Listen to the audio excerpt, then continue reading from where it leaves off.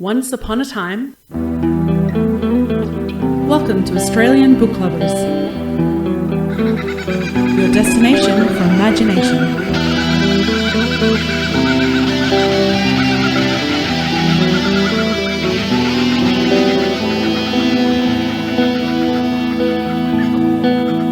A big warm welcome to everyone and a huge thank you for joining us once again for the Australian Book Lovers podcast, episode number 103. Our mission is to bring fabulous Australian and Indigenous literature that spans a whole range of genres to book lovers all around the globe, as well as fantastic resources and information for passionate authors looking to write their next bestseller.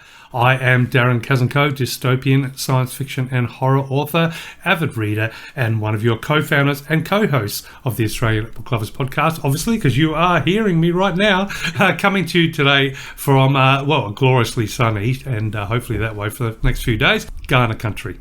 Indeed, you are in as sunny place as I am, and I'm sorry about the woohoo, but I was just a bit excited about 103, and you're listening to Veronica Strachan, aka V.E. Patton, fantasy, science fiction, memoir and picture book writer, voracious reader of many genres, and your other co-founder and host, coming to you from the delightful Wurundjeri Woiwurrung country.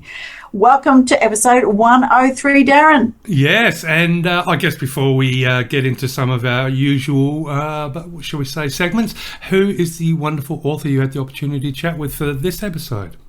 Well, I was extremely lucky, and it was delightful to chat with Alison Booth. So Alison is an economist and an author, so we talked about lots and lots of different things, and not just her latest book, Bellevue, but all of the books that went on before. So I can't wait to share that with you. Stay tuned, everybody, for a lovely chat with Alison Booth, who is, of course, an Australian author, and, of course, part of being Australian means, for the Australian Book Lovers podcast, some Australian trivia. Would you like to know a little bit more of Australian trivia?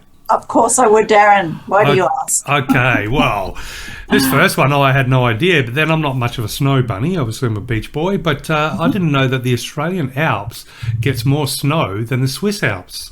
Oh, There we go. So we've got a friend from Switzerland coming to stay with us, so I'm going to share that one with her. Ask if their Alps are, is it true, they're just like a little bit watery and lacking compared to ours. Well, keep on going as far as nature side of Australia. Apparently Tasmania has the cleanest air in the world. Which would, make sense. I mean, always, when you think of Tasmania, you just think of that pristine island, don't you? You know, just absolutely. It's just beautiful down there. It really cold, is. But crisp and clean. Yeah, nice. And Australia, which I didn't know, has over 60 separate wine regions. I knew, obviously, we punch above our weight when it comes to wine, but I didn't know we had 60 different wine regions. I, of course, am lucky. 5 minutes away is the stunning McLaren Vale wine region, so the coastal vines. How close are you to, where's your nearest wine Macedon region? Ranges, yeah. Macedon where you is are? like 5 minutes away. Yeah, we have fabulous wines here, and close to Heathcote and a few other bits and pieces around. And, of course, down the Bellarine Peninsula, where we go for our weekends away, around Port Arlington and all of that. Beautiful. See, I wish I did drink wine. I mean, I have a glass once in a blue moon, but, living, because I drive through the McLaren Vale Winery so many times, and you always see these amazing bargains on clean skins. Yes. And I think, if I was a wine drinker, this would be heaven. But I'm not, so I still get robbed every time for a vodka. Yeah. I'll do my best to sample, and if ever we are sort of touring and doing or going out for meals, I always try and buy a local wine if I can. So that it's supporting the local industries, Yeah, absolutely. I won't comment on the fact that you can find our beautiful wines cheaper overseas than you can here in the bottle shop. That's a whole different trivia topic. But I thought I knew this one. But anyway, Fraser Island is the largest sand island in the world. So there we go. So the Fraser Island has a new name. Oh, of course it does too. K'gari. Ah, there we go. Well, either way, it's still the largest sand island in the world. Sand island, yes. Yeah. And this part I didn't know, 80% of all of the animals in Australia are unique to Australia. So, I mean, it's probably probably not a statistic I'd thought much about, but Yeah, it makes sense, doesn't it? yeah, well, it kind of does. But at the same time, when I sort of thought about it, oh wow! So we're very unique here with all our little critters. Now, I like this one, and I already knew about this one. Australia has the world's longest golf course, measuring more than 850 miles long. So I think what's that, about 1,100 or so kilometres. Now, it does start here in, I think it's Port Augusta, I think, or somewhere, because it's essentially along the Nullarbor. Oh, okay, yes. Yeah, that's ringing a bell now. So yeah, so you can break up the drive and tee off at all the different holes there. Apparently there are more than 1 million camels roaming wild in Australia's deserts. Now that basically that is the largest number of purebred camels in the world. So yeah, of course, leading to the fact, I think we've mentioned it before, that we actually sell camels to Middle Eastern countries when they're running low. Now this part I didn't know, and I suspect this might have something to do with Tasmania, because I think it's the only place that does grow it. But anyway, now apparently it's a known fact that wallabies like to break into opium crops, get high, and run around in circles, which basically creates a bit of a stoned crop circle. So there we go. Yes, and I assume Tasmania, because I think Tasmania is the second biggest producer of opium or medicinal morphine, or at least the crops for the medical industry. Yeah. There we go. This one made me feel a little bit ill. Australia's richest woman, Gina Reinhardt, apparently earns approximately $1 million every 2 hours. No, yeah, let's not have that trivia. Let's move along. Yeah, okay. So Australia's dingo fence, for people listening outside of Australia, you might be surprised to know that we do have a dingo fence, and it is approximately 5,600 kilometres long, which makes it longer than the Great Wall of China. So there we are. Good little trivia point to end for episode 103. Excellent. And yeah, I don't mind a bit of trivia. So husband and I, when we're going for drives, quite often I'll look up the ABC's trivia quizzes, and we'll just do a weekly trivia on the news, which, we're not good news listeners, so it's often a little bit of a hilarious, no idea about that. But they've started putting the hard quiz, which is one of the shows on the ABC, started putting some of their quizzes, their trivia on, which is good. Just always good to have a little bit more general knowledge. Well, I was just talking to friends the other day. I think a good trivia fact that we might have to research is, do we trust the distance signs? Spending a lot of time on the road, when it says, the next town in 5 kilometres, it's a lot longer than 5 kilometres sometimes. Yes, or sometimes super short. You go, that wasn't a kilometre. Yeah. You're going through. Yes, all right, very true. Because I wonder, no one actually measures it, so I wonder if the people that put that up, they just have a laugh and go, let's just say it's 1 kilometre, even though it's 15 to go. But anyway, I digress. Let me digress to the types of thriller novels. So I know we've talked about science fiction ones, and I thought thriller might be a good one to have a little bit of a look at. So this is from the Self-Publishing School. Let me just scroll down and find where these little treasures belong. Selfpublishing.com. So if you want to have a look at where I'm reading, and it was on a blog post, this one. Writing Thrillers, a deep dive into subgenres plus 4 must-have elements, and it was posted on May 26, 2023, written by Gloria Russell. So thank you very much, Gloria, for this information, but I'm just going to tell you about the types of thriller novels as opposed to the whole of her blog, so you can go and have a look. Okay, so on Masterclass, which is, there's lots of fabulous things on Masterclass, and I must admit that I've done a few of their little courses as well, and this isn't all inclusive, but most of the thrillers that you'll come across. Okay, number 1, the old psychological thriller that concerns themselves with the inner workings of people's minds. They'll often be about subjects like mental illness, substance abuse, trauma, morality, and crime, and they're likely to use unreliable narrators, since unreliable narrators are great for bending reality and being generally creepy. So there you go. If you like the psychological thriller, that's perhaps you like a little bit of general creepiness. Number 2 is the action thriller. So action thrillers are distinguished by their focus on physical dangers. In an action thriller, most of the excitement comes from watching characters navigate action sequences. An action thriller will have things like car chases, shootouts, or fistfights. And the action scenes will probably come up in other types of thriller novels, of course, but again, in an action thriller, the action scenes are the main attraction. Now, I'm going to admit that I've actually fallen down the rabbit hole of Lee Child's Jack Reacher novels because I found that they were all on, I watched Reacher on one of the streaming services, can't remember, but then found all the audiobooks. So I'm up to about 14, and I do like to have a little bit of an audiobook going when I'm out hanging out the clothes or doing whatever. So yes, action thriller, most definitely Jack Reacher. But also, the number 3, crime novel or crime fiction. And of course, these evolve around solving a crime. So Sherlock Holmes is the epitome of this genre. The mystery might be a murder, a series of robberies or assaults, a drug cartel, or any other criminal activity. And the drama comes from the nature of the activity and solving the crime by the protagonists. Number 4 is a political thriller, takes place within the government. The tension comes from the high stakes. If the problem isn't solved, there are probably huge ramifications for the nation or the government, and it usually explores the nature of politics and forces the audience to consider their stance on political issues. Then you've got the mystery thriller, and the characters are, of course, working to solve a mystery, usually a crime, but it doesn't have to be. The justice system isn't always the justice. Let me try that again. The justice system isn't always involved. The tension comes from seeing the perpetrator captured in time to avoid a further crises. Number 6 is the spy thriller. So think James Bond or Jason Bourne. They usually follow a spy who's working for real or fictional government agency, and the excitement comes from watching the spy navigate their mission. Often this genre combines action, politics and crime, and there's some focus on the spy's psychological state as well as for added tension. Okay, 2 to go. Number 7 is legal thriller. Think John Grisham. Legal thrillers focus on a specific legal investigation.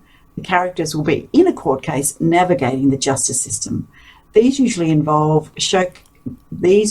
showcase the impacts of the legal process on the characters involved and also ask readers to explore their understanding of justice. And the last one, last but not least, I would think, is the science fiction thriller. Think Jurassic Park or the Marvel series. So science fiction thriller authors take a look at science and ask themselves, how could this be used in the weirdest, most stressful way possible? And sci-fi thrillers often explore the ramification of scientific experimentation, and they're often rooted in some believable scientific premise, though your suspension of disbelief may vary. So there you go, 8 thriller genres or subgenres.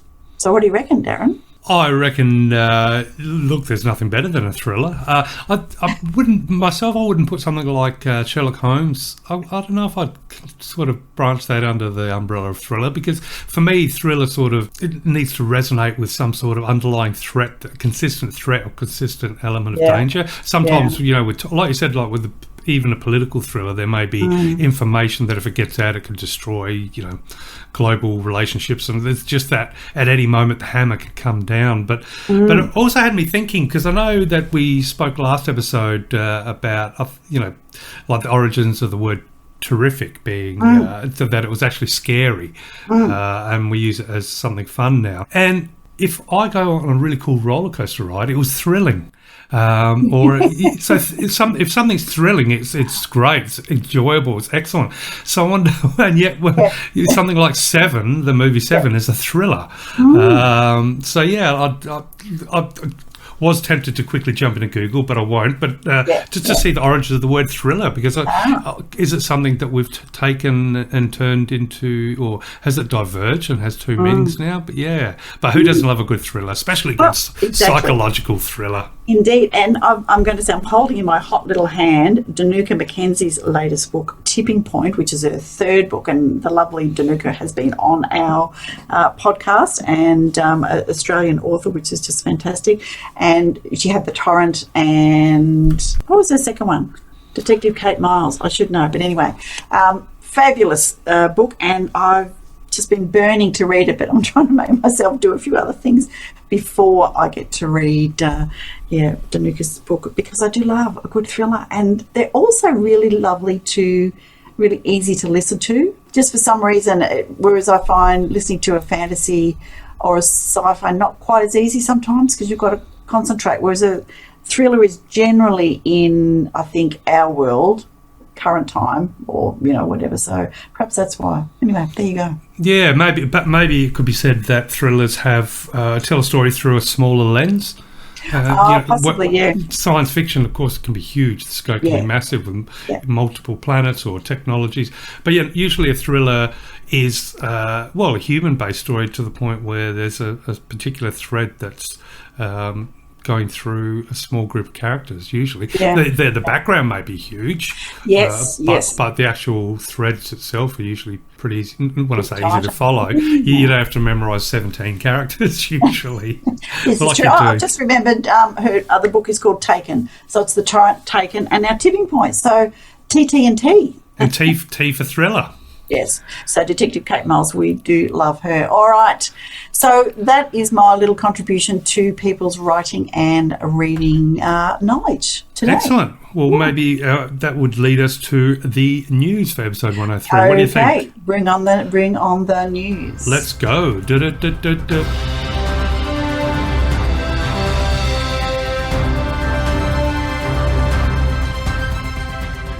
So, Darren, I've got some news that I would love to tell you, which was the link was from Australia Reads, which we know of are a great organisation who were encouraging people to read and, getting children to read early and all those kind of things. And they popped up a thing about the market insights into Australian book buying from the Nielsen book scan. Ooh. So in 2023... 69.8 million in book sales happened in Australia. Oh, as in monetary value or number of purchases? That was the book sales. 1.33 billion, slightly down from, 69.8 million number of book sales, which equals 1.33 billion in the sales. Oh, right, yes, so it was the actual number of sales. Yes, so that would be, like 2.7 books per person in Australia, something along those lines. And it's slightly down from 2022, but the ISBNs that they tracked were 842,000 ISBNs, which are people are not sure of the numbers attached to books when you're registering them for things like publishing and registering in the Australian list. All those kind of things. Still a very impressive number. I mean, we've got to remember our population is pretty small. Yeah, I've got a couple more stats for you. So the value share of that market is adult fiction, 28%. Non-fiction, I was really surprised at this, 42%. Children's books, 29%. So there you go. Yeah, I guess non-fiction's a pretty big. I mean, it covers so much, doesn't it? It does. It does, absolutely. It does. But I was very happy to see that adult fiction was there. So the top three categories in growth, so this is in the ones that have grown, ranked by the value of their growth. So something that increased 18% was language and linguistics. So a $4.1 million increase. Interesting. Atlas's maps and travel increased by 14%. 19.4 million spent. And luckily, genre fiction snuck in there, a growth of 14%, $225.9 million spent. And that they've linked that to the popularity of platforms such as BookTok, increasing people's buying there. So in 223, the highest selling author by value, 13.4 million, 878,000 books sold, over 81 ISBNs, was an author called Colleen Hoover, who is an American author, primarily writes romance and YA fiction genres. So there you go. The highest selling title by value is Recipe Tin Eats Dinner, which is $6.6 million value, 254,000 books sold. By Nagi Mai Hashi, who is a Japanese-born Sydney resident known for quick and easy recipes for classic dinners and more challenging but doable dishes. So there you go. So that, I think, was this absolute runaway debut author, Nagi May Hashi. There you go. I'm not familiar with the title, and I can't see the cover or anything. When you say Tin Eats, the first thing I thought was, Tin Eats. Open a can of braised steak and now add some delicious tomato sauce, and there's recipe number 1. No, I did look up her website, and sounds like an absolute scream. She's got she's done all of the work for the book herself, and even to the point where she said she couldn't even get a hand actor to do some of the photography because her hands are too short and chubby, so she had to do it all herself. She said otherwise it wouldn't have been authentic, so there you go. But that I think that's probably a pretty good news article. And I just want to also say that the Bram Stoker Awards are out, so horror authors, please go out and have a look at the BramStokerAwards.com, and you can see all of the superior achievement in anthology, in a fiction collection, in a first novel, in a graphic novel, and there are a little run of Australian bodies in there too, so please have a look and celebrate those. And if you like horror, get out there and buy something. What have you got for news? There we go. Well, I've just got a quick little bit of information for episode 103 news, and that is just a couple of short stories now that we are in the very futuristic year of 2024, where the world is still upside down and crazy and nothing much has changed. So we've got the Peter Carey Short Story Awards for 2024. Now, the submissions actually opened on the 29th of January. Now, the award is for short stories between 2,000 and 3,000 words, and it's open to all Australian residents. Now, the winning entry will receive $2,000. The runner-up will receive $1,000. The first and second prize stories will also be published in the spring 2024 edition of Mean Gin. Now, entry fee is $15 per story. You've got to get up and boogie on the horse for the horse race, because the closing date is 14th of March 2024, 6 p.m. Adelaide Eastern Daylight Savings Time. So that is the Peter Carey Short Story Awards 2024. Easiest way to find that is just pop in Peter Carey Short Story into the old Google machine or browser of your, should I say, search engine of your choice, and it'll pop up. Because the website was long, and it would sound like I'm talking another language. I tried to set that out. The next one is the Hope Prize 2024. So it's an international short story prize that seeks submissions on the themes of hope, courage and resilience. Now, the submissions are to be between 2,000 and 5,000 words. First prize, a $10,000 Australian first prize, and all highly commended submissions will be published in a Simon & Schuster Australia anthology book. All royalties from the book will support the incredible work of Beyond Blue, which we have spotlighted previously last year in a very special episode. And obviously that is all about mental health here in Australia. So, it's really good to hear something, so many times an anthology can be a little bit of a con out there in the world of writing and competitions, but it's a beautiful thing. One, $10,000 first prize, that's huge. But two, any submissions that are considered worthy enough to go into the Simon & Schuster Australia anthology book, at least they're right up front, and all royalties from that book, as I just mentioned, will be going to support the incredible work of Beyond Blue. Now, there is an entry fee. It's $22 per submission. Closing date for that one is the 22nd of March. You can find more. This one's a nice easy one, so I can tell you the website, www.thehopeprize.com. Nice easy. Next, we have Minds Shine a Bright writing competition for 2024. So the entry must be original, unpublished fiction or poetry written by the submitting author, and it must include the theme of light and shadow in some way. Entry fee is $5, but with a word limit, you can go up to 2,500 words per entry. When it comes to prizes, there is a combined prize pool of $1,500, plus shortlisted entries will be published in the second Minds Shine Bright Seasons series anthology called Light and Shadow. Hence that wonderful theme that must be included in your submission in some way. Closing date 31st of March, and you can find out more on minds with an S, shinebright.com. There we go. Just a couple of short story or writing competitions for the closing in the month of March. So just thought I'd let our budding authors out there know you may have a work sitting there that might be suitable. You may want to quickly whip something up, but either way, the end of March is still a fair way off, so get those digital pens happening. And that is my brief little bit of news for episode 103. Excellent. So after all that, I think maybe it's time to jump into the Reader's Cafe. Reader's Cafe would be good. Yeah. All right. I will see you in there, Veronica. All right, cheers.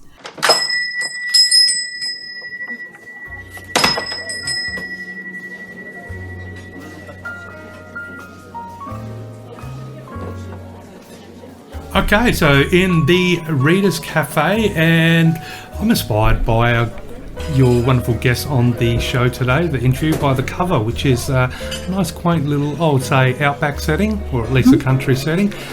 So, yeah, that's what I'm thinking. I'm thinking I'm in a little outback cafe in a dusty town, no traffic, just like one of those weird little bushes that seem to always get blown down the centre of the road. Got my thongs on, it's hot, swatting the fly, and I've got a nice iced coffee, lots of ice cubes, and just enjoying the ambience, and that's where I am. How about yourself? Very good. Well, I'm thinking I'm inspired by hearing that we have more snow than Switzerland in our Alps, so I'm going to say, what about in one of those ice hotels, and I've quickly got lots of layers on, jumped on in and said, I'll have a hot chocolate, thank you very much. Oh, there we go. Ice bar. I do want to go to them one day. There is one in New Zealand that we nearly went to, but you had to go in only so many people at a time, and we would have had to wait a while, so we didn't go. Anyway, well, Darren, when I was younger, teenager, and was working in the fast food industry in the middle of the city, working till 6 in the morning. But come 4 or 5 o'clock, when things were pretty quiet, one of the things we used to do was, not lock ourselves, but we'd stand in the deep freezer and see how long we could last. Yeah. And I still remember that. Getting to the point where your clothes were frozen, and then stepping out was unique. But anyway, once again, I digress.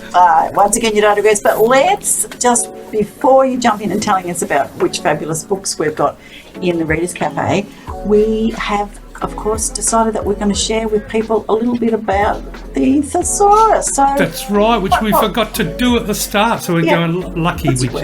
Coffee's just jogged the memory. Yeah, what's your word that you're exploring today, Darren? Oh, okay. So my word today is anxious. I thought that would be an interesting one. So as an adjective, as in, obviously, if somebody's worried or tense, anxious, there we go. I've already said two words there that can be used. But, so when it comes to the word anxious and how or what the thesaurus can recommend to use if you have already used the word once or twice, words such as afraid, apprehensive, careful, concerned, distressed, fearful, fidgety, I like that one, fidgety, jittery, nervous, restless, scared, uneasy, uptight. There's also some words that may or may not work in replacing the word anxious, such as aghast, antsy, basket case, I don't know where that one comes from. But, butterflies, so butterflies in your stomach, I suppose. Choked, fretful, hyper, dreading, disturbed, disquieted, in a state, in a tizzy, in suspense, jumpy, nervy, shaking, shivery, shook up, shot to pieces, solicitous, I don't even know how to say that word, spooked, strung out, sweating bullets, or worried sick. But as far as an adjective in the positive sense, so as in eager, you can use words such as enthusiastic, impatient, keen, thirsty, breathless, desirous, expectant, fervent, zealous, yearning, itching, and intent. So just a quick little delve into the word anxious and some of its lesser known cousins that can be used to impersonate, shall we say, the word anxious if you're using the word too often in a book and when you're writing, and you might be becoming a little bit anxious about your use of the word anxious. So there we go. What is your word for today? Well, interestingly, I had terror.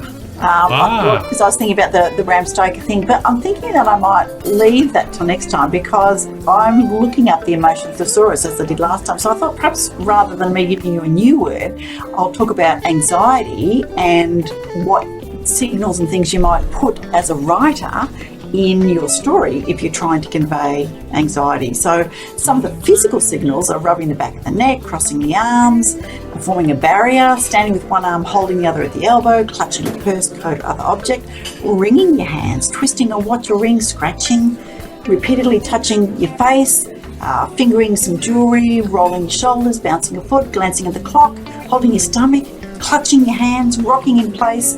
So it sort of goes on to then get more and more significant. So you darting glance, increased awareness, starting at noises, excessive swallowing, repeatedly checking your phone for messages, impatience or praying. So those are some of the sort of physical signals of anxiety. But you might also describe for your character some internal sensations, so feeling too hot or cold, restless legs, dizziness, a churning stomach, increased thirst, tingling in your limbs, tight chest, accelerated breathing, or feeling like your insides are quivering. And the mental responses might be thinking about worst case scenarios. So if you're developing a character arc, you might see that they have an increasing sense of self-blame. They might be seeking reassurance from others. They might feel like time is slowing down or being very uncomfortable in closed spaces or have irrational worries, or they might replay the events that cause the feeling.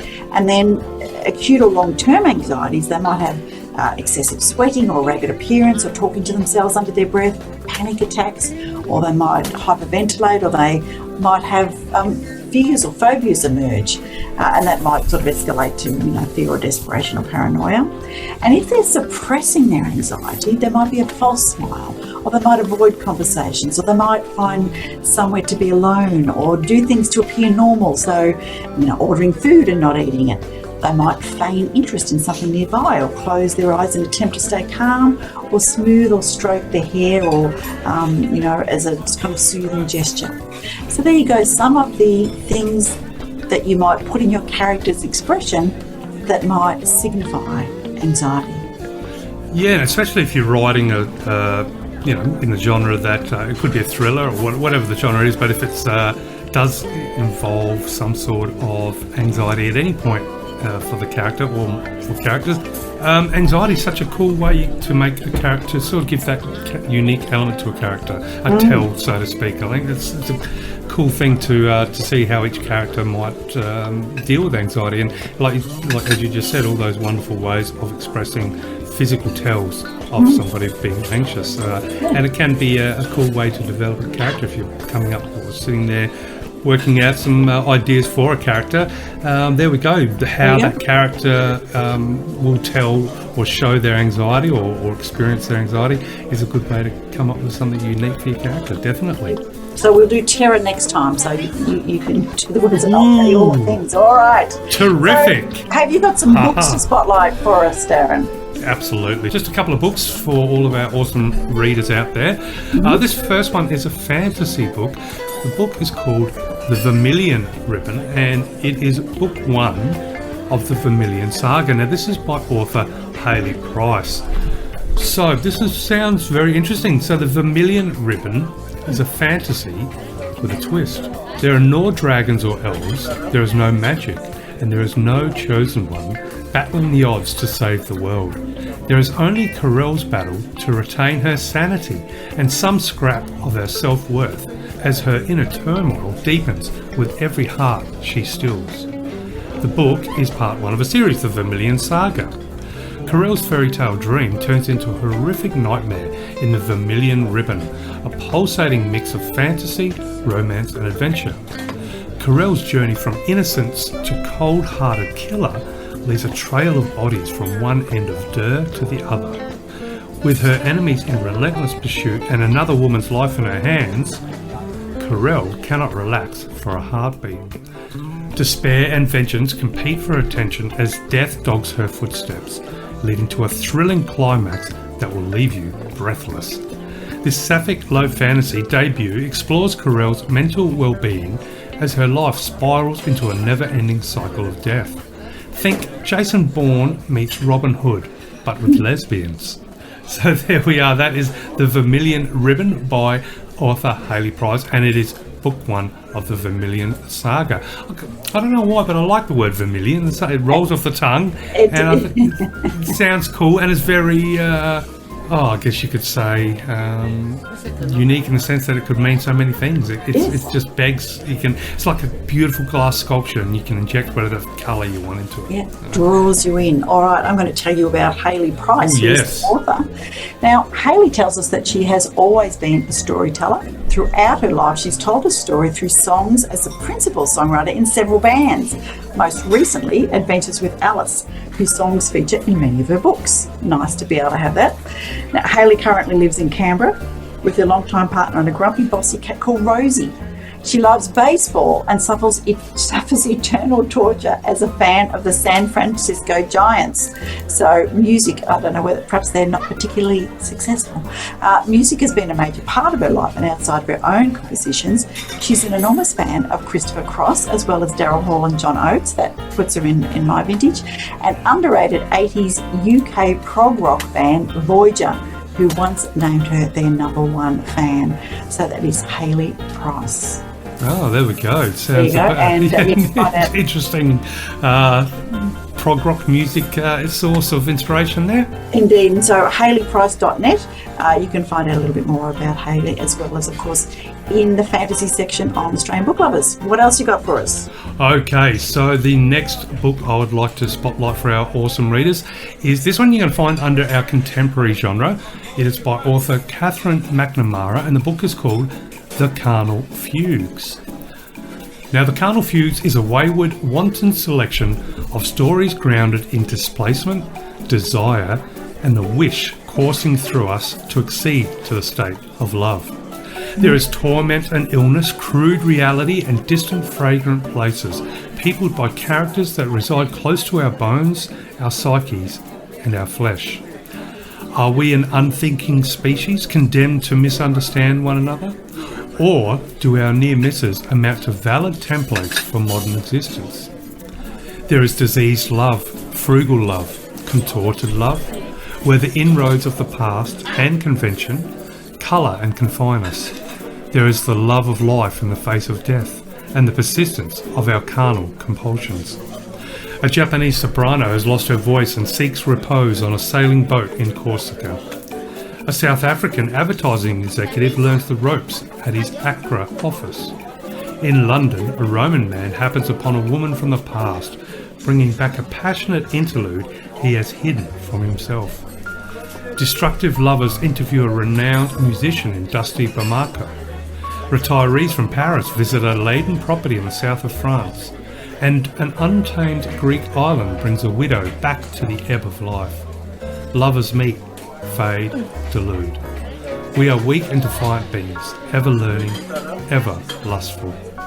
And that is The Carnal Fugues by Catherine McNamara, once again under our contemporary genre. So quite a few different explorations there of the different faces of love and of life itself. So what can you tell us a little bit about the author? Okay, Catherine McNamara grew up in Sydney. She ran away to Paris to write and ended up in West Africa, running a bar. As you do, of course. As you do, working in Mogadishu and Milan along the way. So she is the author of The Carnal Fugues, The Cartography of Others, Love Stories for Hectic People, and Pelt and Other Stories.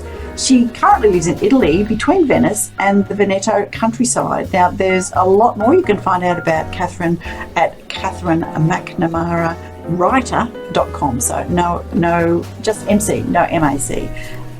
So there you go. She has her work has a fierce, vital beat. Her story's robust, yet finely worked, and her voice striking in its confidence and originality. So she actually speaks Italian and French, which is very lucky because living in Italy, I imagine that would be extremely helpful. So there you go.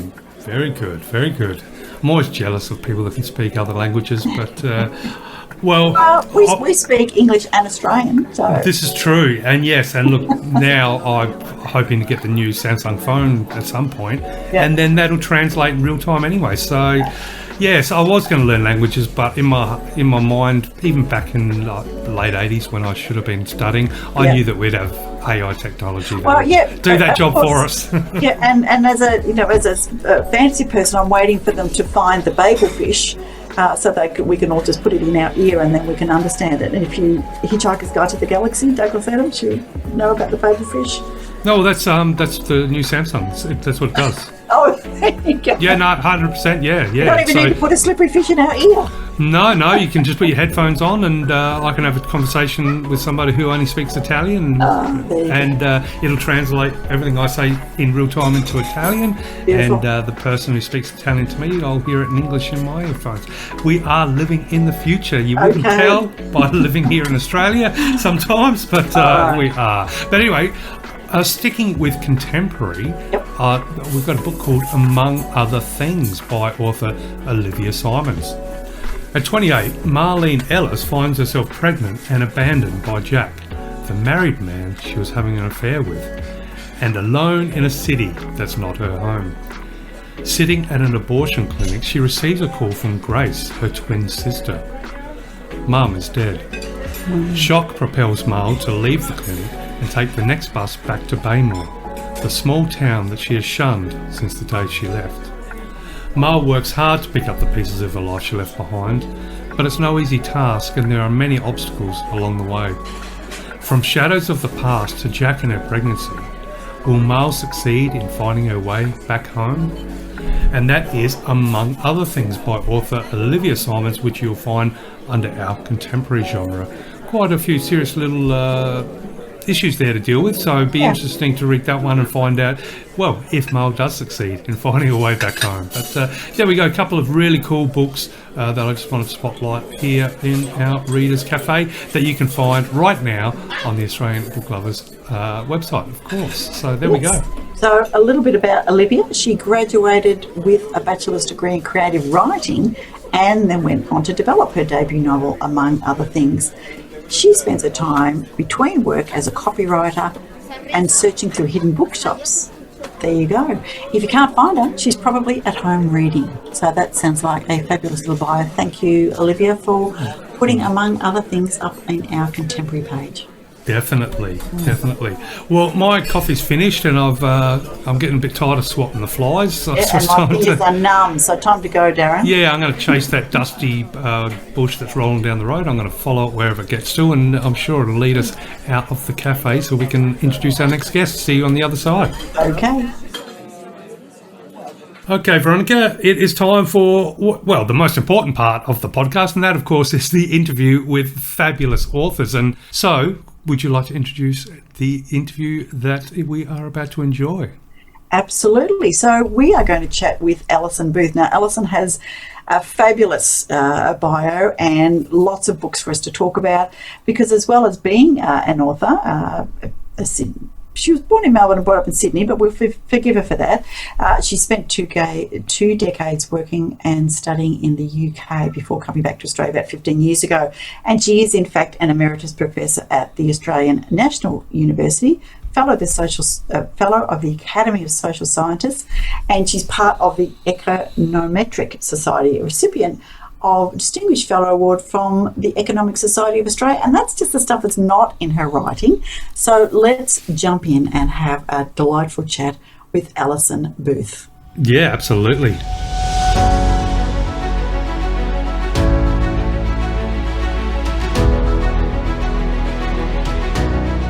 Alison Booth, welcome. Thank you. We're chatting today about, well, we originally were going to chat about Bellevue, which is your latest release, but there's a little bit more to the Alison Booth writing library than that. Yes. Bellevue is my seventh novel. I began with a trilogy. Well, originally I didn't know it was going to be a trilogy, but it's called informally the Ginger Trilogy, and the very first volume was Stillwater Creek, and then I just kept on writing about the same little village in southern New South Wales, southeastern New South Wales, and they followed The Indigo Sky and A Distant Land. And of course these are historical fiction books. The first one was set in the 1950s, then I moved on to the 1960s, and then the last one in the trilogy was set just when Australia was pulling out of the Vietnam War. So it covers quite a lively piece of our history, really. Yeah, it does indeed. That is a period of immense change in Australia and, around the world in particular. Stillwater Creek was number one, and it began as a book, but just there was more to tell, obviously. So let me just give our listeners the blurb for Stillwater Creek. In 1957, after the death of her husband, pianist Ilona Talavaldis and her 9-year-old daughter Zidra travelled to the beautiful coastal village of Gingera. Ilona, a concentration camp survivor from Latvia, is searching for peace and an opportunity to start anew. In her vine-covered cottage by the lagoon, she plans to set herself up as a piano teacher.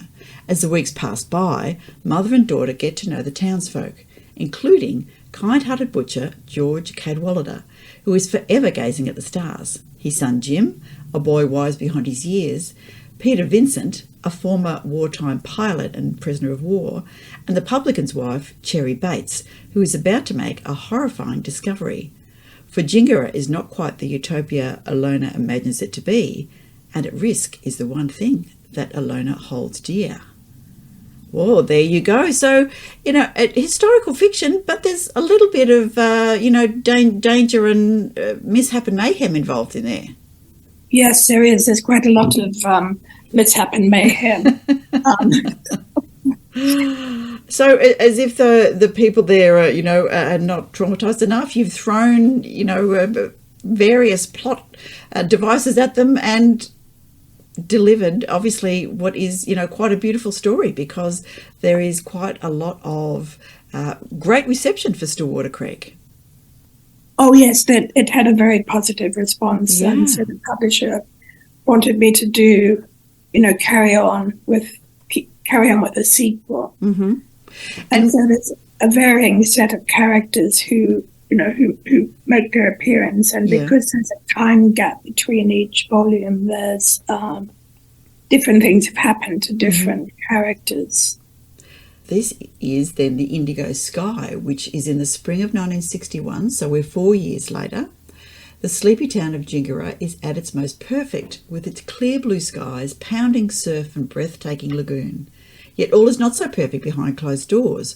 George Cadwallader, who I remember, he's the butcher, the stargazing butcher, isn't he? Yes. Is loved by everyone except his wife. He only wants the best for his family, yet it's falling apart. Philip Chapman is a sensitive young boy, a musical prodigy and a target for bullies. But his wealthy parents, indifferent to his cries for help, his entire future is at risk.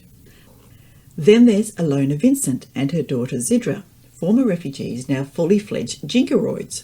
When a voice from the past reaches out to them, they're soon in a race against time to reunite a family that has been cruelly torn apart. There's some tension there. And how hard was it to go back and revisit the town and the characters? It was actually quite easy to revisit the characters because they were really a part of me. The hardest part was developing the plot. Right. For that book, and in the end I made it so it's a story of contrasts between the life of Zidra, who's the girl in this novel. Mm-hmm. Her best friend is an Aboriginal girl who was part of the Stolen Generations, and another of her good friends is a boy who belongs to, who lives in quite a wealthy farmer's property nearby. And so in this book, I developed the contrasting lives of the poor folk and the rich folk. And both of them run into a lot of very difficult events in their lives. And the story is about working their way through it, and with a race against time to do something which I won't tell you about. No spoilers. Yes, so that I wanted to write about a contrast between rich and poor, but very similar issues facing these young people, because both were forced to do things that they didn't want to do, that sent them away from their families. Good. I mean, bad but good. Because that obviously leads on to book number 3, A Distant Land. Here's the blurb. In 1957, Zidra met Jim for the first time. Where now 14 years later, their friendship, forged in childhood in the beautiful coastal town of Gingara, is still strong. But is friendship all they dream of? Jim is now a respected war correspondent reporting on the Vietnam War as it spills over into Cambodia. Zidra is an ambitious reporter at the Sydney Morning Chronicle, and a major story has just landed in her lap. Life is looking good, if only she could share it with the man who knows her best. Then at work one day, Zidra intercepts a wire service bulletin and her world begins to collapse around her. Book 3, did that come as a result of a request, or did you feel like you needed to tell Zidra and Jim's story? I felt as if I needed to tell their story. Because it was, in a sense, unresolved to their ages at the end of the second novel. And also I wanted to tell a bit of the story of the difficulties of that period, the difficulties for Zidra, who was facing difficulties associated with being an ambitious young woman in the early 1970s, and Jim, a very good friend, very bright boy, who is into human rights. And so he went off to Cambodia to report on the Vietnam War and all that was happening as it spilt over the borders into Cambodia, and looking at the human rights issues. And then Zidra gets involved in some of the political issues that were happening in Australia and Sydney at the time. And so that's their backstory, if you like. And a few of the characters from the audio novels appear in this as well. Like the parents, for example, appear in this, and the young Indigenous girl who was taken away in the second novel, she is back again, and she's a pretty feisty young woman, and she's doing lots of things too in this new novel. So that those are the main characters really who appear in this. Plus the stargazer appears again too. Ah, lovely. I love the butcher with the stargazing. He sounds like a character. Yes, I'm very fond of him too. How long did you live with the characters in your mind? So how long did it take, from, I guess, the first book to the third book? What was the period of putting that trilogy together? Well, the first book took a long time. I started that, I can't remember where I started, but it took exactly 5 years from the day I started, the day it was published.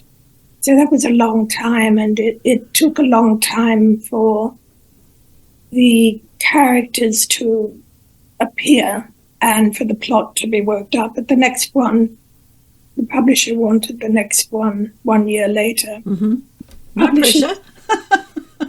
No pressure, yeah. It's really an unbelievable strategy. But anyway, we know why they do it. I think like making profits. And then the next one came out, I think it was 15 months later. So it helped that I knew the characters, because it was easier to keep going, given I knew what the characters were like. And I'm very pleased because that trilogy is, because that appeared, I think Stillwater Creek was 2010. At that time, the publishers weren't doing audiobooks the way they are now. And so I was very pleased that they were picked up as audiobooks at the start of this year, and they've just come out. And so they're available at everywhere that does audiobooks now. Excellent. I will be checking my Gisborne Library audiobook list and seeing if they've got them. Otherwise, I might be requesting them, Alison. Thank you for that good reminder. Well, they're read by somebody who used to be in Neighbours, Lisa Armitage. Right. And she does a fantastic job with the accents. I'm really Excellent. delighted with what she did. Very good, very good. All right, I shall definitely keep an eye on those. That period of the 70s is something that is important to you, and well, we've got a couple of the other books to have a look at. I think thinking about Bellevue, which is your the book, your latest release, which came out in March this year, that's also set in the 70s. Tell us about your experience of the 70s before we dive into Bellevue, perhaps. Well, my experience, I was young, but young enough to know what was going on. And I really fell into Bellevue in part because of the fact that I chose to set it in an area that my family's had quite a long involvement with in the Blue Mountains west of Sydney. Beautiful place.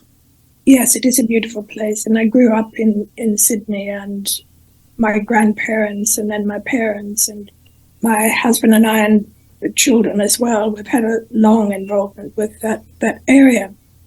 And I was also very interested in the evolution of feminism because it was going into the so-called second wave of feminism in the early 1970s.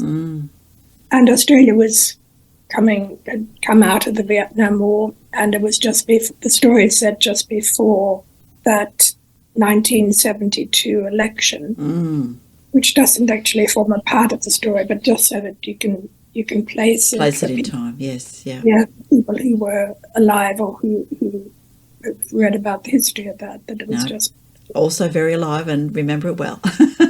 Right. Yeah.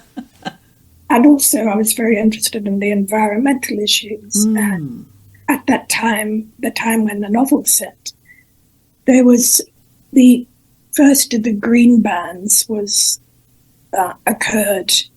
And the main character, in fact, has experience in that first green ban, which took place in Sydney, not all that far from where my sister and brother-in-law live now. And that green ban was to do with parklands. The Battlers for Kelly's Bush is what that first green ban was called. So the story is really basically about a very strong-minded widow who inherits a dilapidated old house near a mountain wilderness and who confronts her family's mysterious past because strange things happened to her in the past while she struggles to protect the community against the depredations of developers.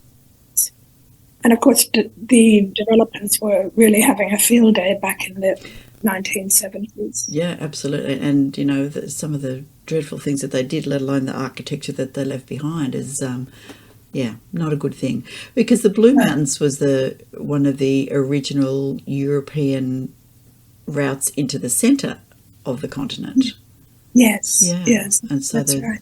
From Sydney across the Blue Mountains, there's that trail of townships and building and expansion, all along that highway there.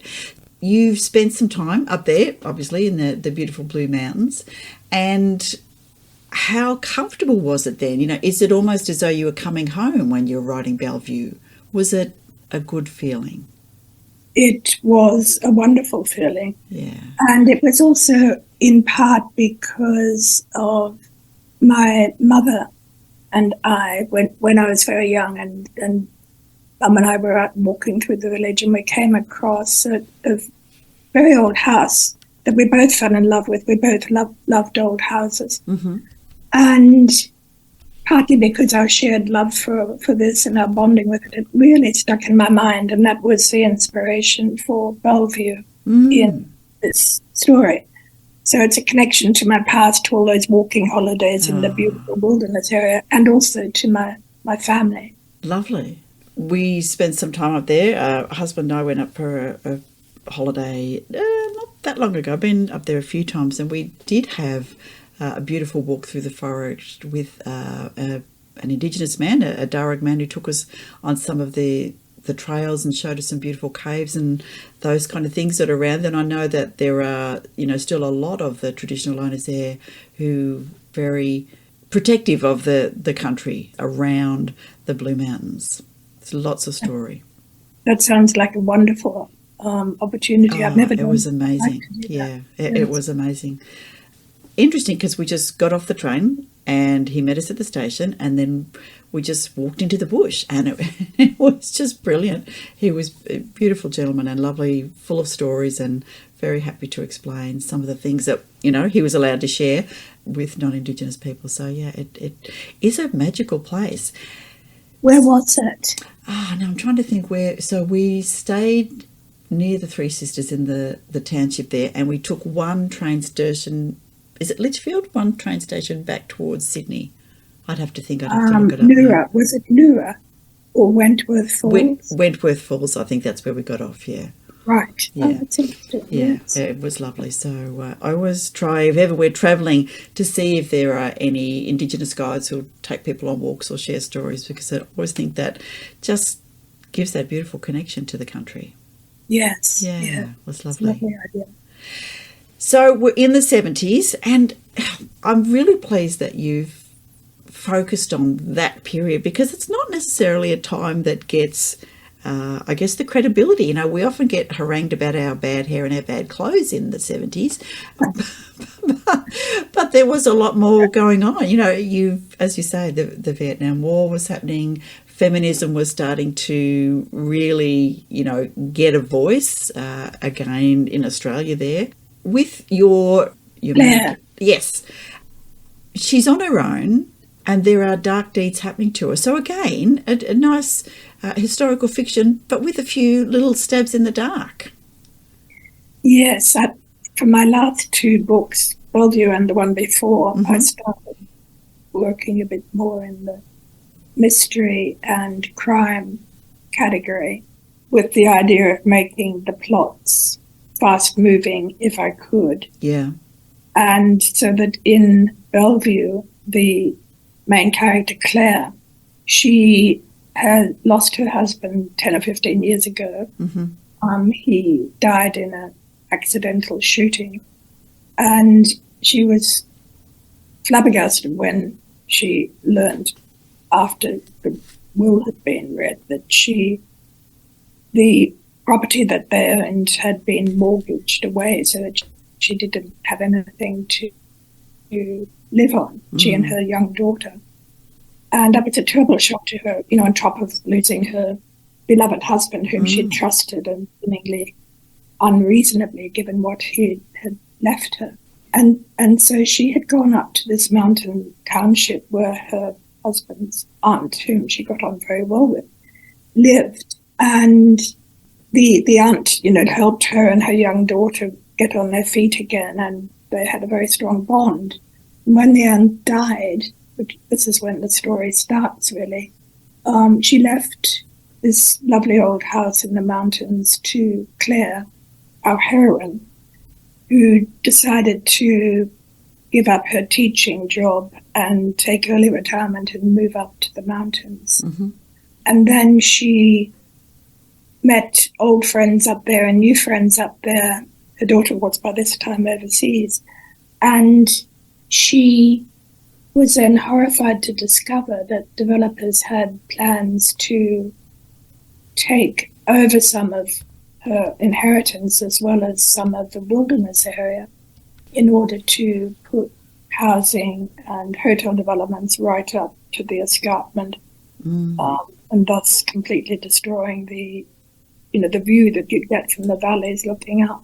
So that's basically the story. And so not only does she battle against the developers' plans, and there's a certain criminality in there, but also she is on a search to find out more about what happened to her husband and where did that additional mortgage come from? Why did he do that without telling him?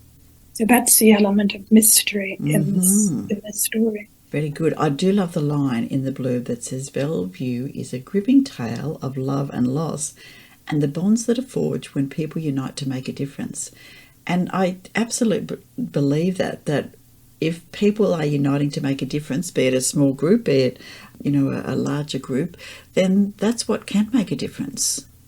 Yes, that's right. So important. And it's so important for us to all remember this. You think of all of the development proposals that are happening now and how hard it is to stop them, and yet people are making a difference when they do their petitions, they take their actions and so on. So it is possible to make a difference. Yeah, absolutely are. We've been chatting with the shortlisted authors and illustrators from the Wilderness Society of Australia's Carrigear and Environmental Children's Literature Awards. And it's been amazing to chat to so many of them who are so passionate about the environment. Some about a particular bird has been their focus, or some about, no plastic in the oceans, and some about giving children a connection to country through an Indigenous view of the environment, and so many beautiful ways. And I love that we're starting all over the place. It's not just one group trying to make things better, but it's teaching children, it's lobbying governments, it's writing stories, it's creating a much stronger narrative. That's so important, given that governments are not always doing what we'd hoped they might do. No, indeed. All right, let's hold off on that for a while and just think a little bit about your books. Your writing. Are you a pantser or a plotter with all of these things and a little bit of mystery? Do you let it pour out, or do you have a big plan? Perhaps I should mention my background a little bit, that I'm an academic, and I am an academic economist. And anyway, I won't go into that, but the thing about being an academic economist is it does make you very analytical. Yes. As a person who writes a lot of reports for some for universities, but lots for hospitals, it's it's hard then to get your creative mind letting go of the being organised. Yes, I'm with you, Alison. I understand. And so that means that I can't do anything really without plotting. Yes. Beforehand. And I do actually. I think it's a tremendous advantage, because you can save yourself a lot of time if you work out where you want your story to go. And of course, you can change it as soon as you begin. In fact, you probably discover that you have to change it as soon as you begin. But at least you know where you're going. And if you've got a story to tell, you do need to have a fair idea of where you're going. And then let all that creative stuff come out as you write. What I did with the very first novel I wrote, which was actually hugely ambitious, because I wrote that from 6 different viewpoints. I didn't realise quite how complicating that was going to be. That is a big first novel to write from 6 point of view. Very ambitious. So I had to plan that very, very carefully. And in fact, I did it, I have to tell you, in the form of, I just got out, I made a table and put the 6 characters across the table, so each character had their own column. Yes. And then I just worked down the table, working out what I wanted each character to be doing and saying as the story evolved. And I had advice from an old friend who said that none of these viewpoints would be justified unless each of the 6 viewpoints were going to contribute in some important way to what was happening in the novel. Yes. Yeah. And so therefore at each stage I had to be conscious of the fact, or ask myself the question, do I really need 6, or could I have 5? Do I need 5, or could I have 4? And in the end, it turned out that I did need all 6. There we go. Yes. 5 years, I think, is still a very good time. And, of course, with the publishing, it was less than 5 years to write that. So, yeah, amazing. You've gone on then, after Stillwater, to write Bellevue, which is number 7. Tell me, what is your writing routine? Do you have one? Is it something that you do regularly? Not really, because I'm very obsessive.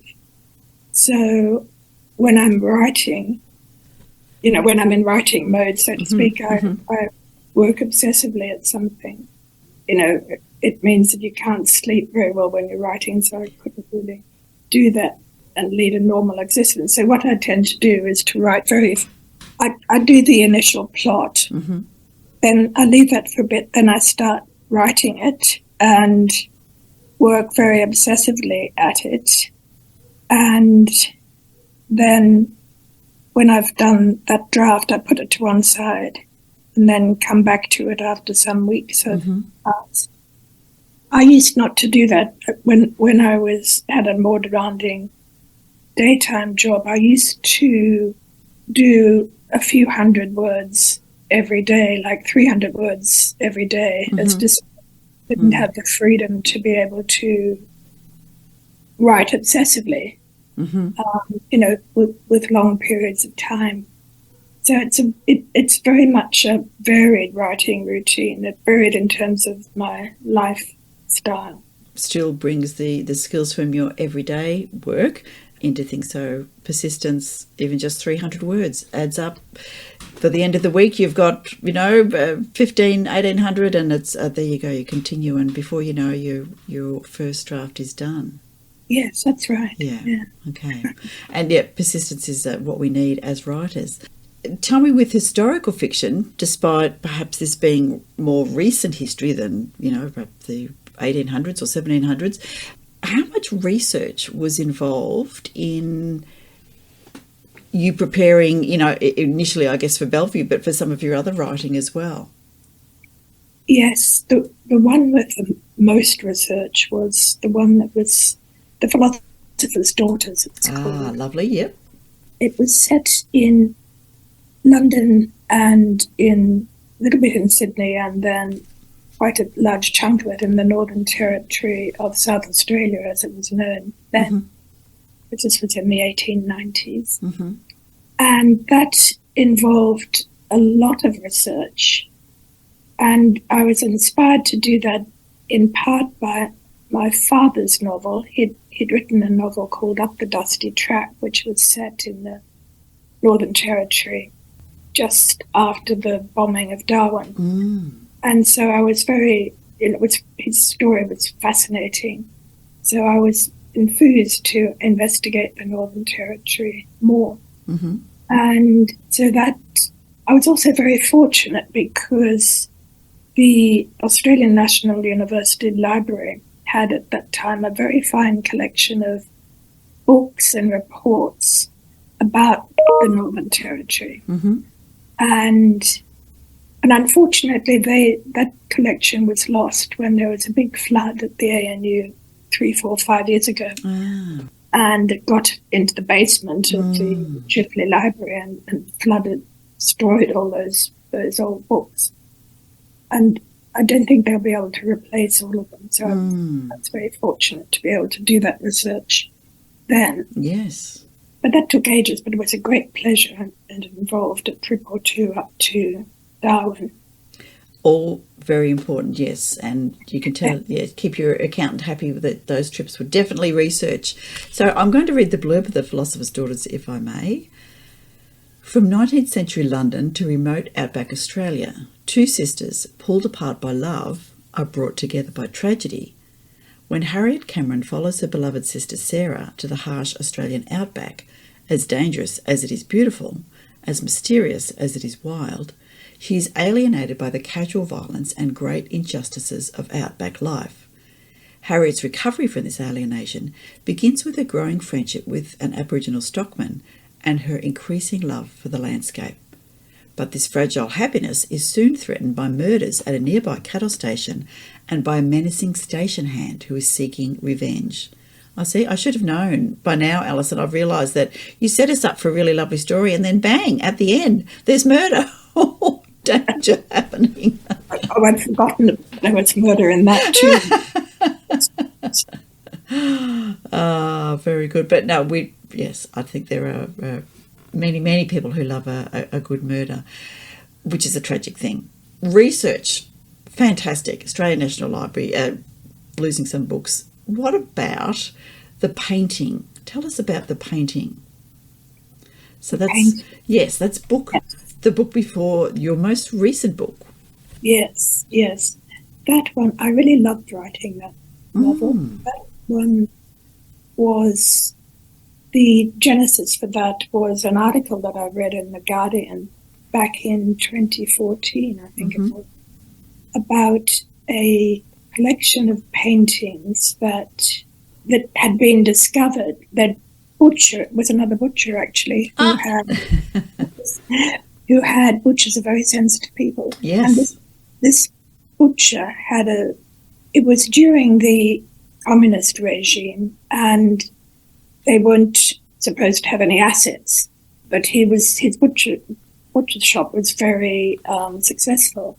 So what this real life butcher did was to buy lots of paintings guided by one of his customers or a couple of his customers, and then he left that set of paintings to his children.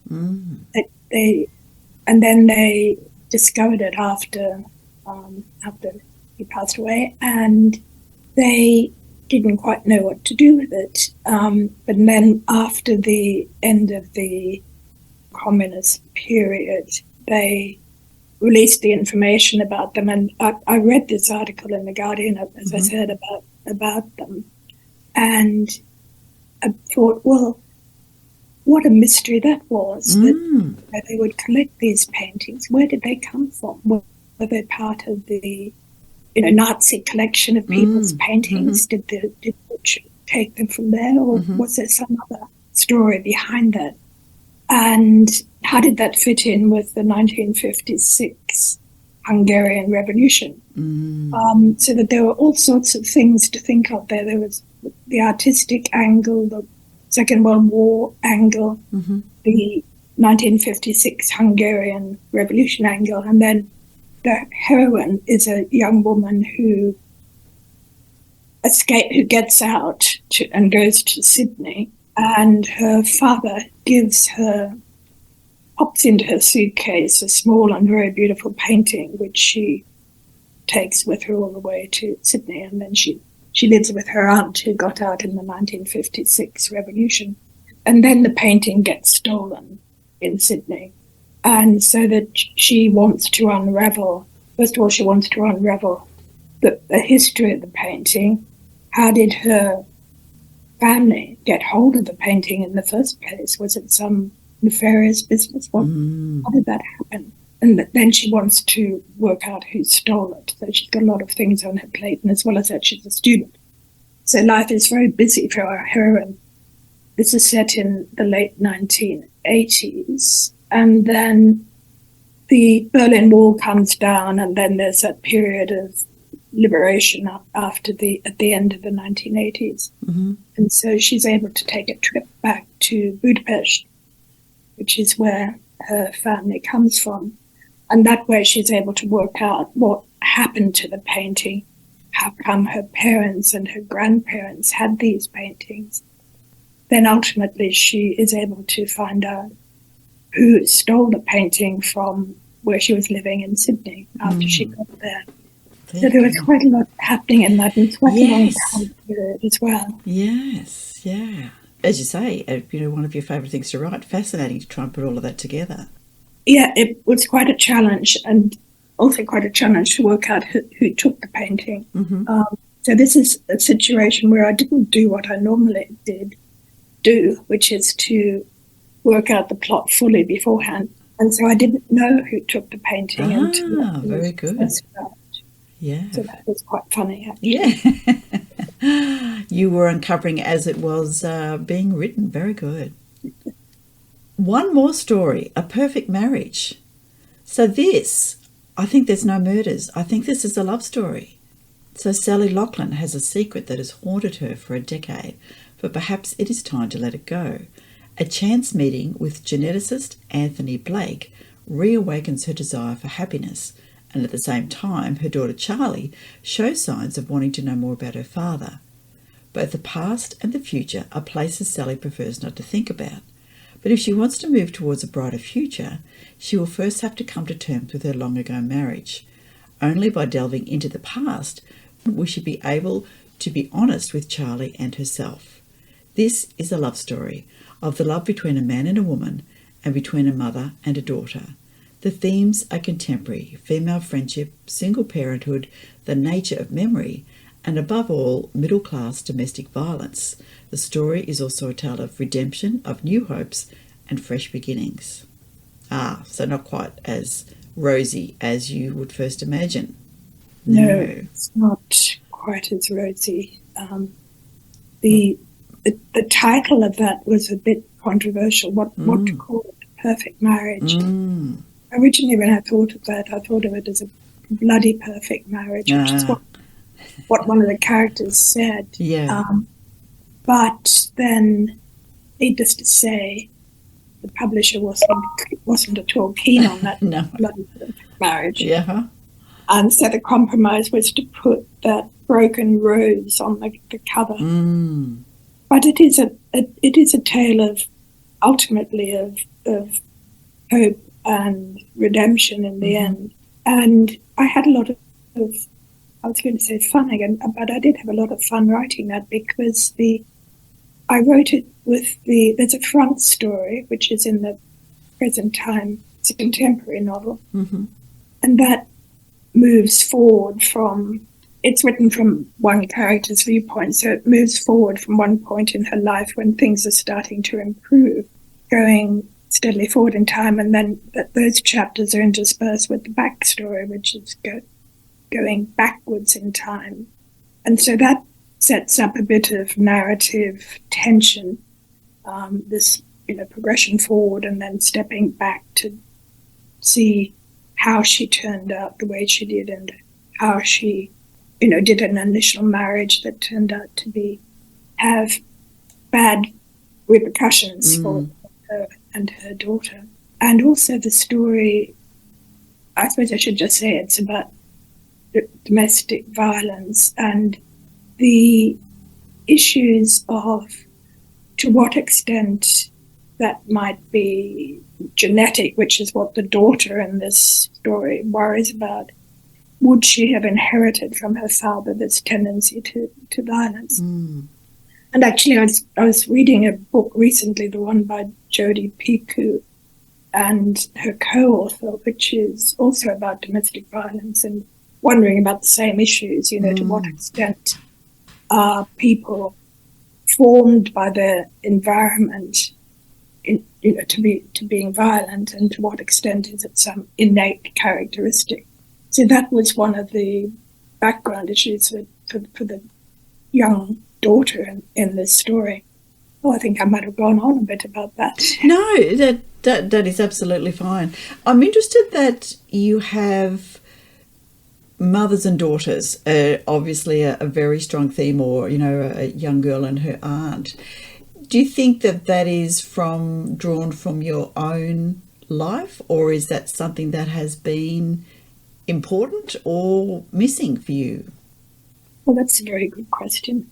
I guess all of my stories are about, except for Philosopher's Daughters, are about, have some elements in them of mothers and daughters. I've got two daughters of my own who are very strong bonds. And I was very close to my mother. And of course, mother-daughter bonds are, I think, amazingly interesting. Yes. How important they are and how much they can vary.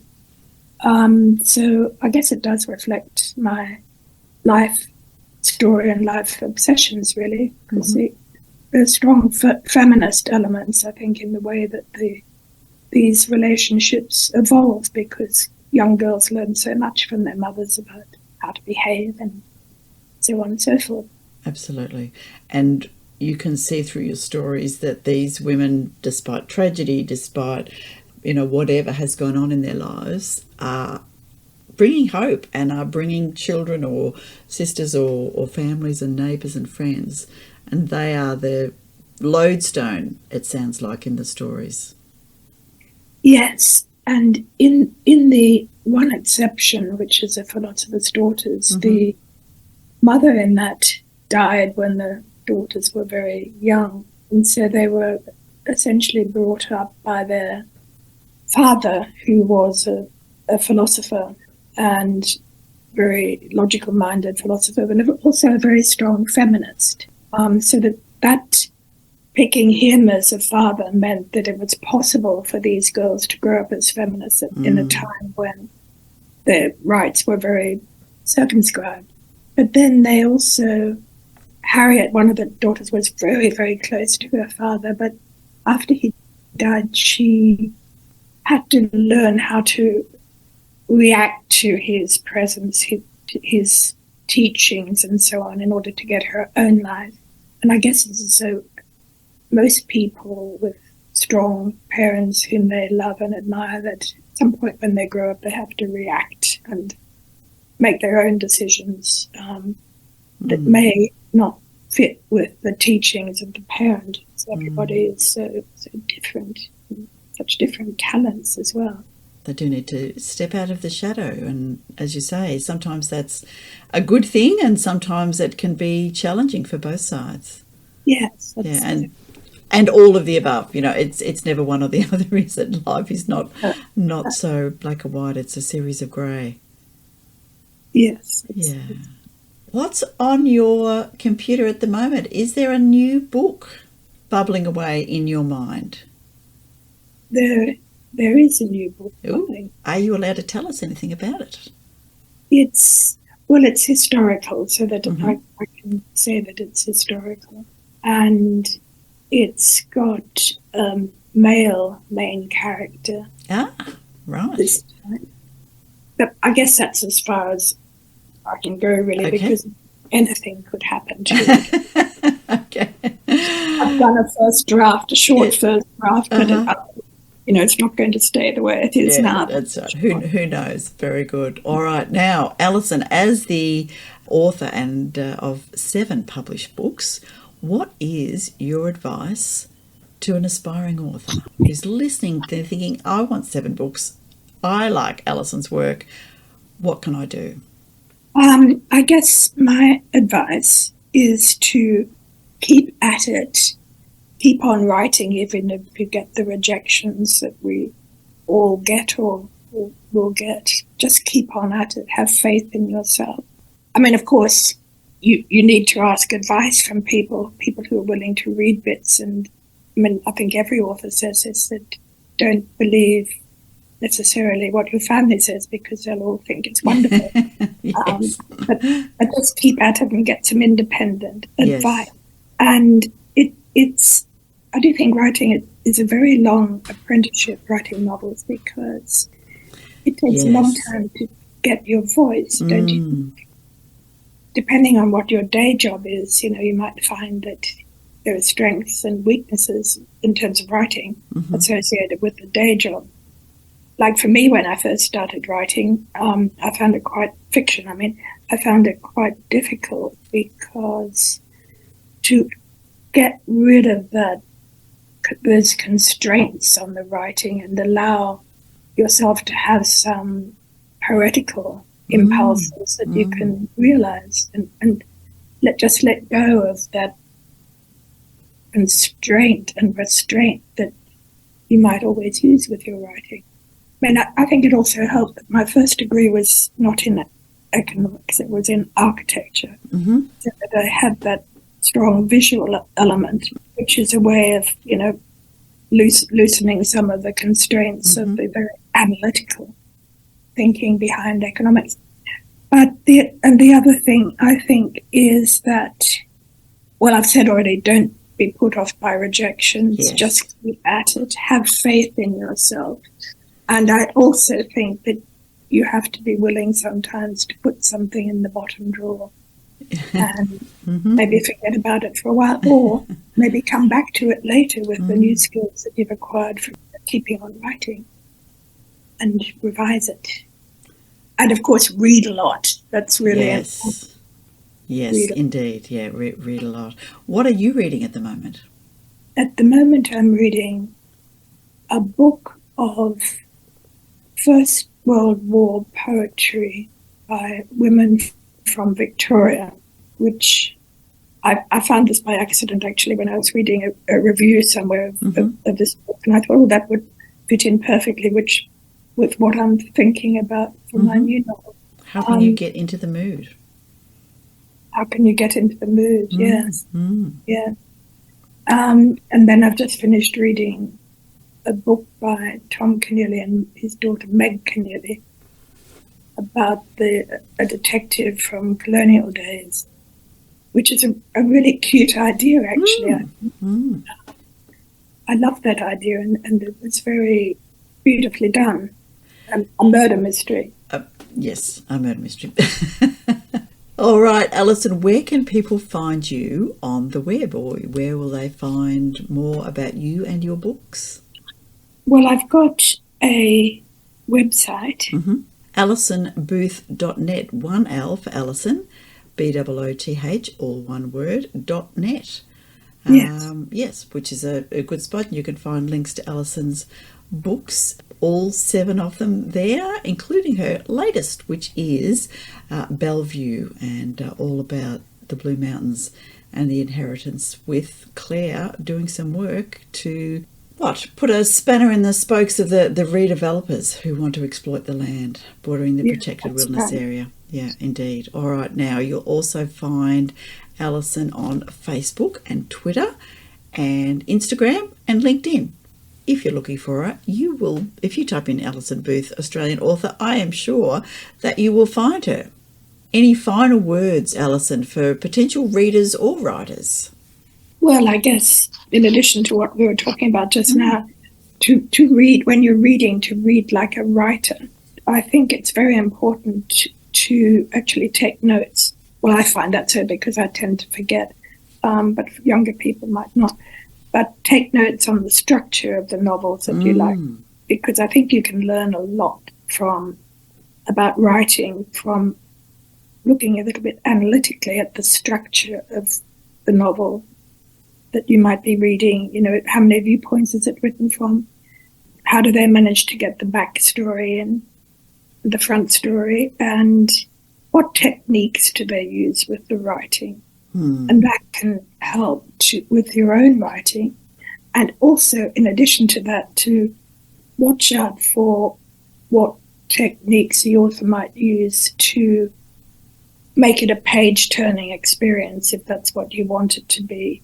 You know, do they use short chapters, for example? How do they end the chapters to make you want to go on to the next chapter?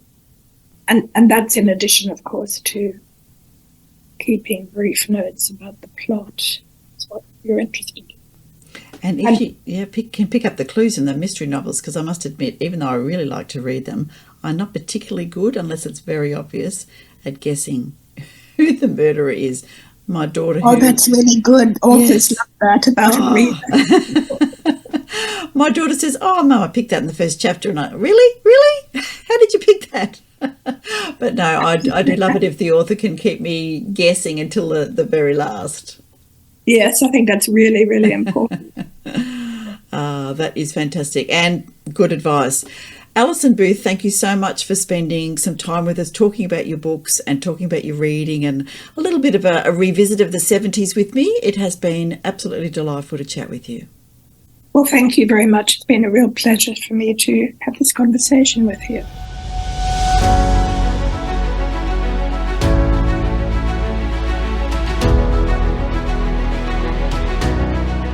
So thank you, Alison, for such a delightful conversation, and all about relationships and you know, things that are important to people. And I love the way that she's put all her stories together and has that sort of really constant theme. So thank you very much for spending some time with us on Australian Book Lovers. Yeah, thank you so much, Alison, and for doing such an amazing interview and chatting with Veronica.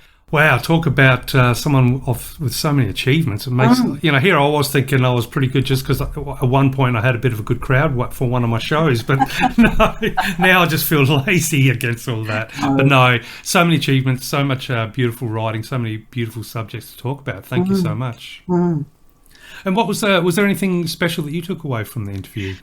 Yeah, look, I think it really was about the fact that we often explore things that we want to know more about or that are important to us. So that, relationship for in Alison's books, it's often, a mother-daughter or, between two women. And, it's interesting that we do often explore those same themes. So, it was lovely to chat with her. Yeah, and I think it's important always, to explore those themes that we find important to ourselves. And I think reading is such a good way to do it, because look, in theory I am getting a little bit wiser as I get older, and there's a lot of cringe when I look back, but there's such a at least from my perspective, of course, I think there's such a big difference between how we explore elements of our lives, whether whatever themes are important to the time. I think there's a big difference if we take some form of education through visual media, like television shows and movies, which are usually pretty far from reality. But scarily enough, it's easy to kind of use that as a mirror and kind of try to emulate, or at least strive towards, these very unrealistic goals. Versus if you read a good book, whether it be a fiction or a non-fiction that explores a particular feature of something in life that you find important to you. I think there's so much more to be gained from a book. There's always a little bit more honesty there, and less of a glitz and glamour of a reality that doesn't exist. But anyway, that's my little thought for episode 103. And it really segues very nicely into our quotes, Darren. So I've got a quote for you from Brian Aldiss, who is, actually used to be one of my favourite authors, hasn't written so much, of course, because unfortunately died in 2017. So Brian Aldiss was an English writer, artist and anthology editor, best known for his science fiction novels and short stories. So he wrote the Heliconia series. Do you remember that one? Heliconia, Spring, Summer, Winter, where they went back to prehistoric times through a little loop. No, anyway, that's right. Does ring a bell, actually, that title. Yeah. Okay, so the quote is, "Wisdom means giving due weight to relationships with the rest of the animate and inanimate world." Oh, okay. Like that one? Yeah, that's not too bad at all, considering I was just talking about how I was supposedly getting wise. I don't think I am. But wisdom, relationship with the inanimate. Yeah, so the animate and the inanimate world. So that's our wisdom, is that, we give due weight to people, animals, or plants, and the inanimate world.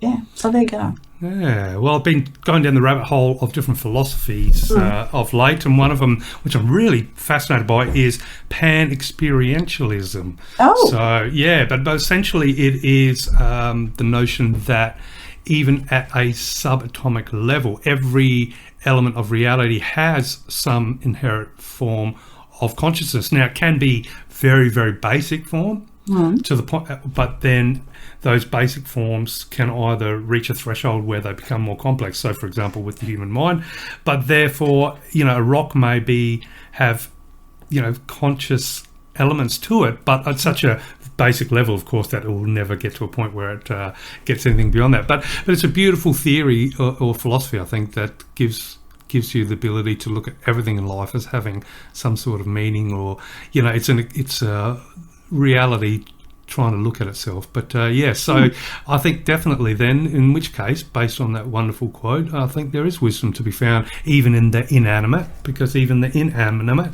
I can't say that word properly, may have some form of consciousness to help us find a universe that might be exploring itself. There you go. Yeah, well, there we are. Yeah, see, it prompted you to have some thoughts. So what is your quote for me? So I wanted to think, I picked the word anxious or anxiety, the theme for the thesaurus, and of course had trivia facts about Australia. So I found I think a really cool quote that ties the two together. So this is from Charles M. Schultz, and the quote is, "Don't worry about the world ending today. It's already tomorrow in Australia." So I like it's a bit of a play on the fact that, yes, we are, the tomorrow for the rest of the world. It's just artificial, isn't it? It's just... Yeah, and I think we talked about this way back when we were talking about the anxiety that came with the Y2K and how Australia was going to be the first one to hit 2000, and we were fine. So, but yes, don't worry about the world ending today. It's already tomorrow in Australia. So there we go. That's my little quote for 103. So Excellent. And don't forget, readers, there are many, many, many more beautiful books on our website at australianbooklovers.com. And for authors, if you want us to spotlight your book and you want to have the opportunity to get in front of all of our readers, you can go to australianbooklovers.com/for authors and load up your book, short story, or whatever you like on there, as long as you're an Australian author, and you would get a chance to have us spotlight there. And you can follow us on social media, on Twitter, and I'm still calling it Twitter. I refuse to call it the other name. Instagram and Threads, we are at Australian Book Lovers. We're on LinkedIn, we're on YouTube, where you can listen to us while watching our beautiful little mascots scrolling through. So time for our end line, because of course we're going to do that, Darren, and stay tuned though, people, because there's going to be a book review after we sign off. What have you got for us? Where do you think we should go? That's a good one. That's a tricky one for this episode. 103. Well, I was inspired by the cover. Maybe we are sitting in a dusty town on the porch of a pub with a whole of one other person. We're watching bugs fly around. It's late afternoon sun. We're both sitting at the table, and maybe we're just shooting the breeze and just enjoying the atmosphere, and we remind each other to read more Aussie books. So shall we have a shot? Yeah. All right, give it a shot. Maybe the odd cicada calling, you can add that in. Yeah.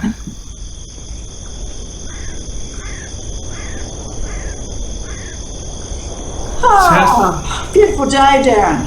Yep, always beautiful out here. Always good pace too. Yeah, a little bit dry, but enjoying a cup of tea and just thinking about what we should be sharing.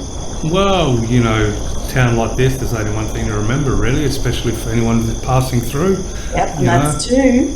Remember to read more Aussie books.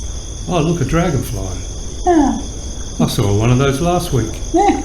I think it's the same dragonfly. Thank you, everybody, for joining us for 103, and really look forward to joining you once again on episode 104. Until then, thank you so much for listening. Jump on the website, have a good look through some books, grab yourself some great titles. Take care. And definitely read more Aussie books. So bye for now, everyone. See you next time.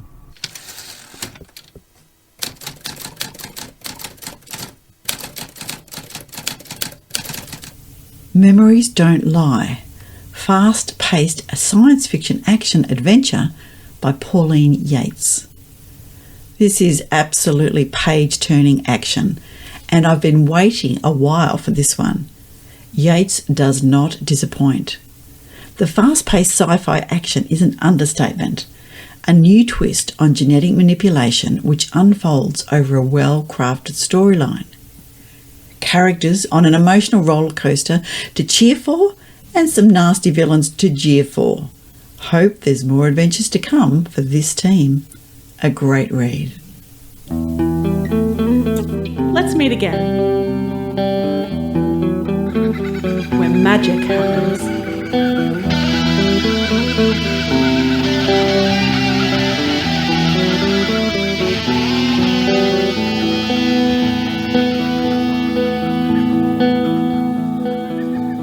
Australian Book Lovers acknowledges First Nations peoples and recognises their continuous connection to country, community and to culture.